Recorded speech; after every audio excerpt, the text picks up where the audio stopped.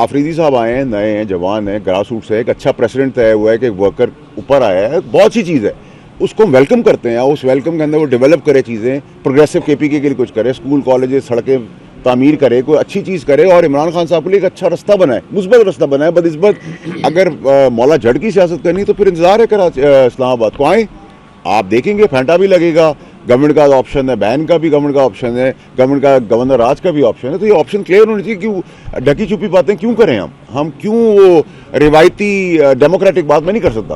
वो पता है ये बता दीजिए के मौका पर एक मुज़ाहमत की तवक्को की जा रही है इस तरमीम पर, किसकी तरफ से? देखिए जी, मुझे तो ये बहुत स्मूथ होती हुई और बहुत स्मूथली पास होती हुई नज़र आ रही है। एक्सपेक्टेड प्लान ये कि सेनेट से ही होगी, जो जिधर का मैं सेनेटर हूँ, और फिर उसका कमेटी में चला जाएगा। ये एज पर प्लान है। फ्राइडे को इजलास है, ज़रूरत पड़ी सैटरडे को भी बुला लेंगे और ज़रूरत पड़ेगी तो संडे को भी बुला लेंगे। लेकिन इसके अंदर क्लैरिटी रखें कि जो इबाम है किसी की चीज़ के ऊपर, किसी भी चीज़ के ऊपर, उसके अंदर फ्लाइट ऑन बोर्ड है, स्ट्रेट है। अपोजिशन हमेशा कहती है कि हमें एतमाद में नहीं लिया गया, हमसे बात नहीं की गई। क्या इस तरमीम के हवाले से अपोजिशन से बात कर रहे हैं? और दूसरा ये कि कितना वक्त लगेगा इस तरमीम को?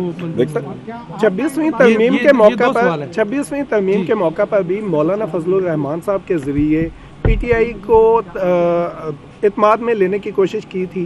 क्या इस दफ़ा भी पीटीआई को इत्माद में लिया जाएगा? देखिए, पीटीआई ने अगर अच्छी सियासत करनी तो उनको इत्माद में लेना चाहिए। वो माने ना माने ये उनका हक है, लेकिन उनको लेना चाहिए और उनको वहाँ बैठना चाहिए। लेकिन अगर उन्होंने वही मनफी सियासत करी, नेगेटिव सियासत की और बाइकआउट और वही ट्विटर और अटन पटन, तो फिर आजकल मौसम बड़ा अच्छा, आपके यहाँ छल्लियाँ बड़ी अच्छी मिल रही हैं, पकौड़े बहुत अच्छे हैं और वो रेवड़ियाँ बहुत अच्छी हैं, तो फिर वो खाएं।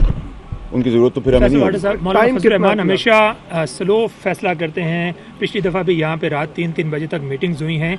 इस बार क्या उम्मीद है मौलाना फजलुर रहमान से?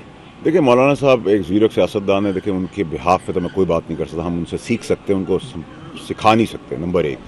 और मुस्बत बात यह है कि वो सब चीज़ें देखेंगे। उन्होंने ये तो नहीं कहा मैं कोई चीज़ देखूंगा नहीं, पाकिस्तान के मुफाद में है, उनको कोई चीज़ समझ आती नहीं समझती, तो उनका फैसला है। जहाँ तक आपने सवाल किया कब तक होगा, तो आप कितना जल्दी जाते हैं मैंने तो आपको बता दिया, फ्राइडे सैटरडे संडे भी कर देंगे और इस महीने के से बहुत पहले कर लेंगे। तो सेनेट में ये तरमीम पहले आ रही है, नंबर गेम आपको क्या नजर आ रहा है? आपको किस जगह पे कुछ नंबर चाहिए तो हम आपको दे सकते हैं। अच्छा, रहमान साहब हमारे मुल्क की एक बहुत इंपॉर्टेंट शख्सियत है सियासत के अंदर। अगर वो भी आ जाते हैं, ज़रूरत है नहीं ज़रूरत है, लेकिन वो आ जाते हैं तो बहुत अच्छी बात है। अगर आप एक चीज़ पास कर सकते हैं 50 नंबर से, तो फिर 33 पे क्यों वोट करें? पीपल्स पार्टी जो है वो आए थे मुलाकात के लिए। कौन आए थे? आप मौलाना साहब के पास मुलाकात के लिए आए थे, तो क्या 27वीं आईनी तरमीम के हवाले से कोई मुसवदा, कोई नुकात, कोई ब्रीफिंग्स, क्या कोई ऐसी चीज़ जो है वो मौलाना के साथ आपने डिस्कस की है? क्योंकि जब आप आए हैं तो जाहिर बात है आप किसी तैयारी के साथ आए होंगे, इस हवाले से ज़रा आगाह कीजिएगा सर। मैं तो हमेशा तैयार होता हूँ मेरे भाई, हुक्म किया करें आप लोग।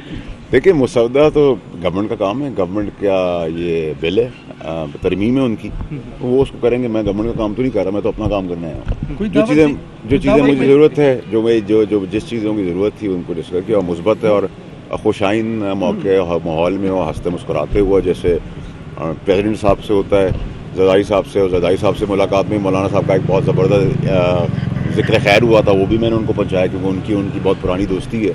तो बहुत अच्छे खुशगवार माहौल में प्यार और इज़्ज़त आराम के साथ ये था। और मैंने आपको लुबे लबाब इस प्रेस कॉन्फ्रेंस में सारा बता दिया है। आप लोग बहुत समझदार लोग हैं, मुझसे बहुत ज़्यादा समझदार लोग हैं, तो आपको समझ आ गई है। जब मैंने जहाज़ की उड़ान बता दिया, आसमान की तरफ दिखा दिया और आभाम सबका ख़त्म कर दिया, तो आई थिंक